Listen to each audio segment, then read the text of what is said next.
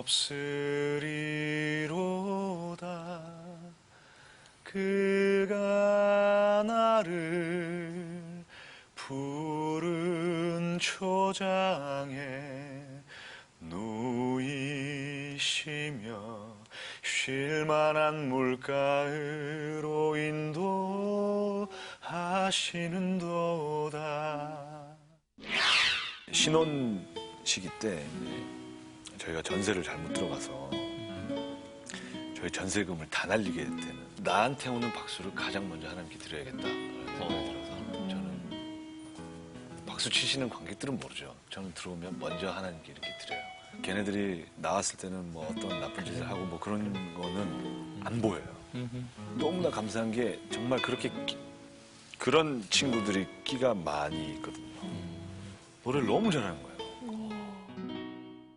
한예종. 네. 예, 합격하고. 들어가기 쉽지 않은 학교인데. 들어가기까지는 큰 도움이 되셨던 선생님이 계신데, 박이목 선생님이라고 부산에서 이제 성악을 하시던 분인데, 저희 그때 당시 좀 넉넉하지가 않아서 처음에는 이제 지부를 하다가 선생님께서 수업을 그냥 해주셨어요. 보통 저희는 텀이 음악하면 일주일에 한 번이잖아요. 일주일에 한 번, 뭐 서울로 오면 그때 당시에는 거의 관례가 다 이제 서울로 레슨을 와야 돼요. 서울 레슨을 받고 이제. 근데 저는 뭐 서울 올라갈 형편도 안 됐고, 그 선생님한테 붙어가지고 일주일에 몇 번이고 계속 수업을 해주시고. 근데 그때 당시에 그런 마인드 때문에 지금 제가 하고 있는 사역, 뭐 사역이라면 사역인데 정말 베풀고 싶은 마음을 그때 또 갖게 됐어요. 받아봤으니. 네. 그때 받은 것도 갖고 계시고요. 네. 그래서 제가 지금 하고 있는 일도 나중에 말씀드리겠지만 멋지다. 그때 그 마인드 때문에 정말 감사하게 된 계기가 됐죠. 근데 궁금한 게 성악을 하고 또 성악을 하셨던 분인데 뮤지컬을 이렇게 바꾸는 게 쉬운 건가요? 어떻게 바꾸세요? 요즘에는 좀 시선들이 많이 좀 넘어오게 됐죠. 성악을 하시던 분들도 뮤지컬로 많이 오시고 또 계획도 많이 하고 계시고. 그때 당시에는 크게 뮤지컬이 10년 전에는 활성화가 되지 않은 시기였기 때문에 저도 뮤지컬이란 걸 알았지만 전혀 관심이 없었어요. 저는 오로지 성악만 했기 때문에. 그래서 저는 미국으로 유학 가려고 이제 토플 시험도 준비하고 비자도 받아놓고 그러던 찰나에 굉장히 우연치 않게 뮤지컬 오디션의 기회가 학교 교수님을 통해서 오게 됐어요. 그래서 그냥 교수님도 경험 삼아 한번 해봐라. 그래서 네, 경험 삼아 한번 해보겠습니다. 그랬는데 정말 그때 당시에는 상상도 못할 우리나라 연극계의 최고 어르신들이 다 계셨어요. 뭐 돌아가신 장민호 선생님, 서혜승 선생님, 또 강신일 집사님도 계셨고 야혜경 선생님, 그분들과 같이 공연을 하게 된 거예요. 그 어린 나이, 23살이었었던 것 같아요. 그때는 졸업 예정자 신분이었기 때문에 가능했던 거예요.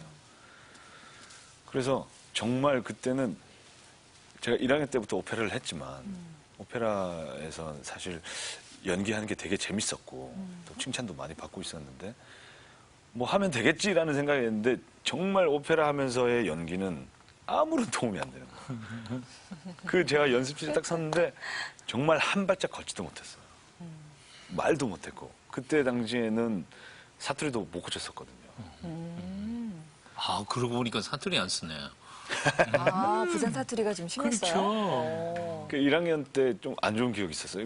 입학하자마자 주인공으로 이렇게 예종에서는 좀 선택의 폭이 넓어서 오디션 볼 수 있는 배역이 1학년 때까지 주어져요. 1학년부터 주어져요. 그래서 타이틀 하나 롤을 따게 됐는데 사투리 때문에 잘렸어요.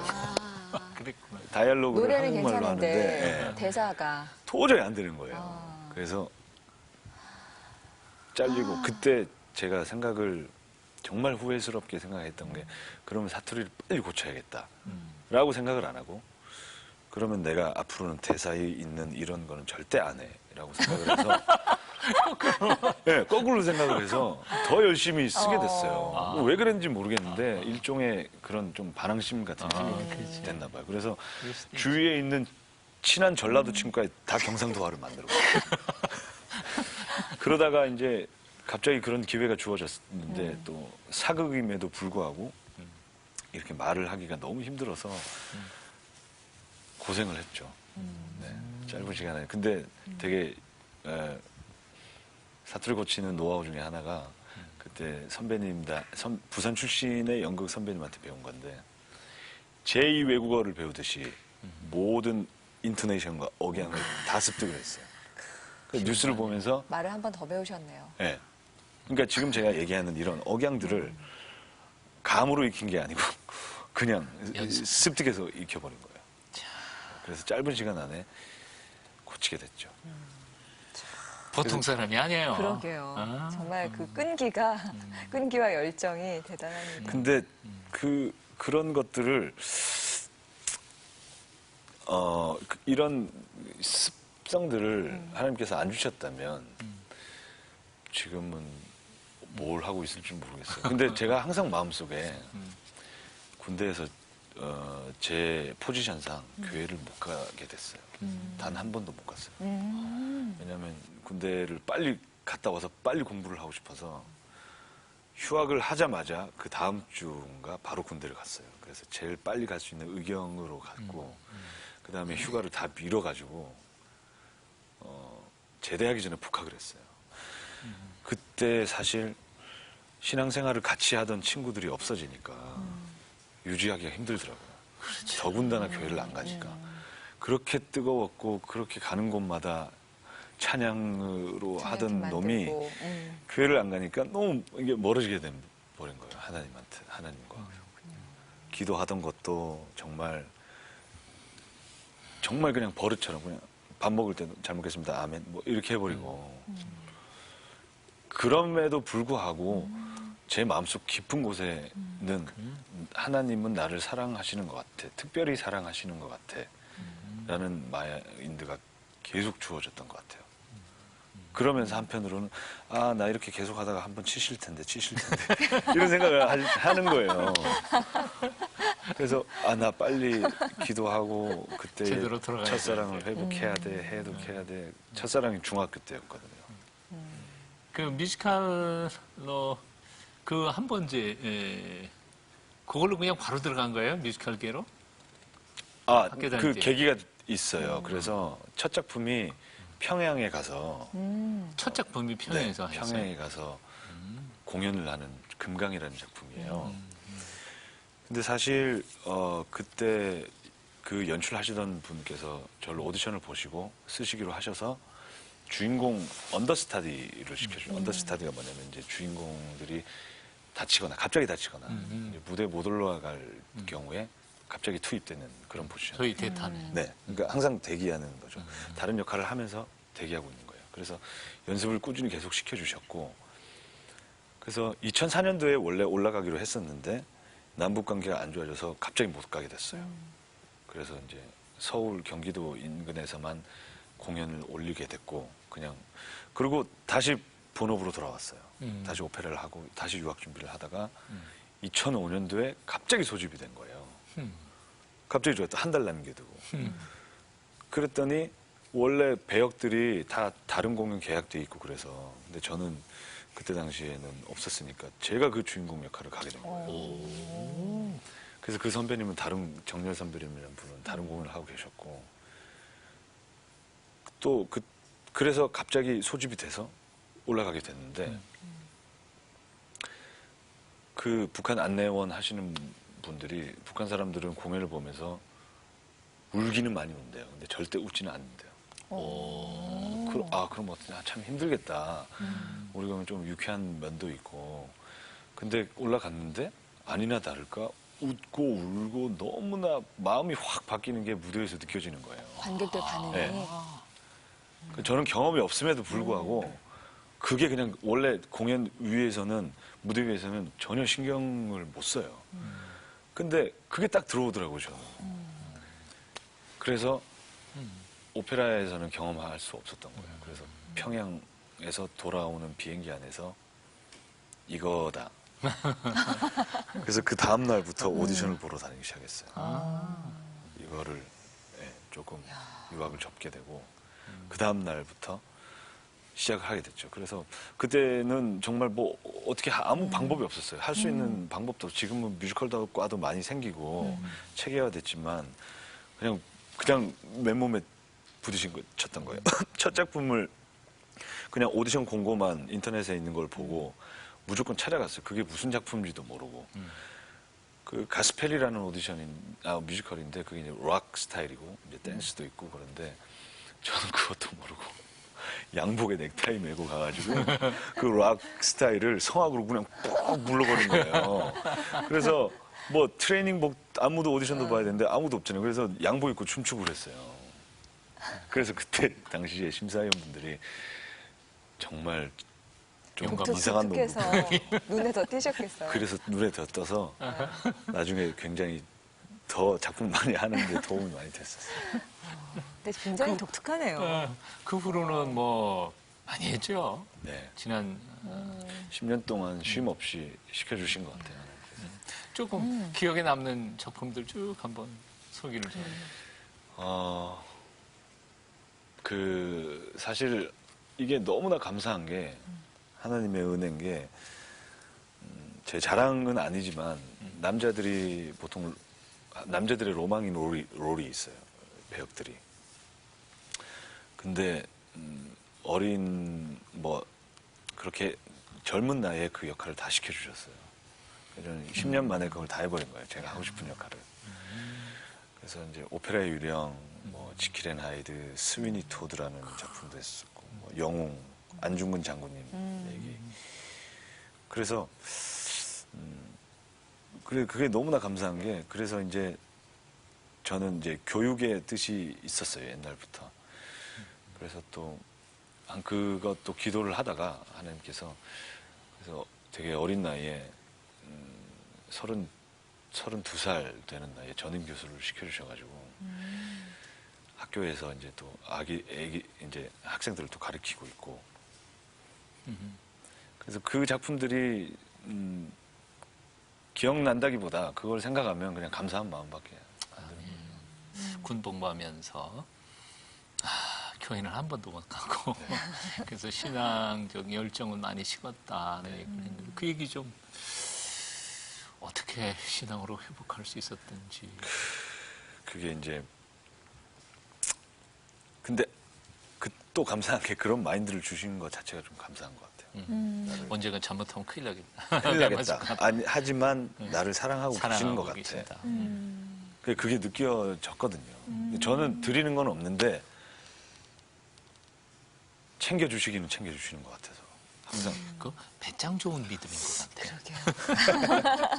그러게요. 그게 모르겠어요. 저는 그렇게 생각이 들었어요. 이제 이게 정말 올바른 건 아니지만 그래도 항상 내가 나아가야 될 곳은 있다라는 게. 그래서 저는 제가 이 자리에 있는 것도 너무 자격도 있을지는 모르겠는데 그래서 최근에 이제 결혼을 하게 되고 이제 평탄하게 그냥 쭉쭉쭉 살아오게 된 거죠. 남들이 보면 어떻게 보면 또 부러워할 수도 있고. 그때마다 이제 신혼 시기 때 이제 저희가 전세를 잘못 들어가서 저희 전세금을 다 날리게 되는 상황. 그게 아까 얘기한 한 번 작년에. 치신 건가요? 네, 제가 생활하면서 모았던 전 재산이 그 중에 그걸 다 날리게 된 거예요. 갑자기 아무런 방법이 없게 된 거예요. 그러니까 다시 0부터, 오히려 마이너스부터 시작을 하게 된 건데 그때 당시 와이프도 너무 많이 힘들어했고 저도 많이 힘들어했고 이런 일이 처음이니까 그래서 기도밖에 없잖아요. 그래서 곰곰이 생각했어요. 다행히 와이프가 제가 항상 이렇게 좀 멀리 떨어질 때마다 다시 잡아와서 기도하게 하고 그렇게 해서 곰곰이 생각해보자. 왜 이럴까? 왜 이런 시련을 주셨을까? 생각해봤더니 그때더라고요. 치실 때가 저한테. 그래서 그때 이제 다시 성경 이제 배우들끼리 성경 공부를 하고 있거든요. 성경 공부를 하게 되고 기도를 다시 하게 되고 그래서 그 주인 아저씨를 용서하게 되고 오히려 또 축복하게 되고 그때마다 그때 왔던 설교 말씀이 계속 용서에 대한 말씀이었어요. 전 재산을 다 잃었는데 용서가 되시던가요? 그래서 네, 아유. 용서해라, 용서해라. 뭐 성경 공부에서도 또 그런 주제가 나오고. 그래서 정말 원래 그 경매를 받으면 네. 입찰받은 사람이 집에 들어오게 되잖아요. 그러면서 그 집을 떠나오면서 이제 정말 이제 또 새로 또 집은 구해야 되니까 또 급하게 또 돈을 빌려서 이제 월세로 들어가 아직까지 월세로 좀 있게 되는데 작년 일이니까 그래서 그냥 감사한 마음으로 나왔던 것 같아요.